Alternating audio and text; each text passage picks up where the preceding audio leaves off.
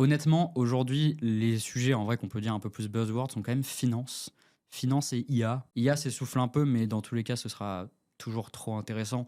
Et devenir un expert et un porte-parole là-dedans, je pense que vous y gagnerez toujours. Et finance, honnêtement, il y a rarement eu autant de sujets financiers depuis 2025, parce qu'en fait, aujourd'hui, on va avoir un shift entre deux générations, entre les gens qui vont décéder, qui vont laisser du patrimoine à des gens plus jeunes de notre catégorie d'âge et qui en fait n'ont pas les mêmes critères d'investissement, qui en fait, nous, on veut potentiellement investir dans des plateformes qui fonctionnent bien, qui ne sont pas forcément juste une assurance vie dans la banque du coin. Et en fait, aujourd'hui, on le voit, je crois que j'ai vu une étude qui disait que les Français, les jeunes Français, entre 18 et 35 ans, sont ceux qui investissent le plus dans les ETF, donc en fait, qui sont des actions boursières, qui répliquent l'action boursière. Et en fait, les jeunes entre 18 et 35 ans sont ceux qui investissent le plus en Europe.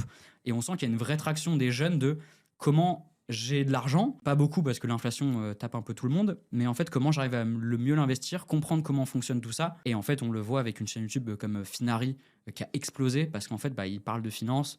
Évidemment il fait sa pub pour son outil, mais Mounir c'est un super vulgarisateur. On l'a vu avec Trade Republic chez Legend, Mathias Bacchino qui est vraiment devenu Il est pareil. partout, lui. Mais lui il est partout, il a écrit un bouquin et c'est assez dingue. Et il disait ils ont fait une interview chez Legend, ça leur a rapporté 100 000 utilisateurs. Donc en fait quand tu dis tu payes X dizaines de milliers d'euros pour passer dans un podcast et ça te rapporte 100 000 utilisateurs qui en plus mettent leur argent chez toi, donc c'est quand même pas n'importe quoi, c'est quand même, je trouve, une preuve qu'ils croient en ton concept.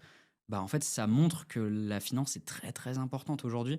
Et moi je pense que ouais, les gens qui arriveront à vulgariser tous ces sujets-là seront les maîtres de demain parce qu'ils vont pouvoir parler à des jeunes qui veulent juste comprendre où est-ce qu'il faut mettre leur argent pour gagner plus que le 1,5% du livret A qui, bon, bah, au bout d'un moment, c'est pas comme ça qu'on va gagner de l'argent et qu'on va pouvoir s'assurer une retraite, quoi.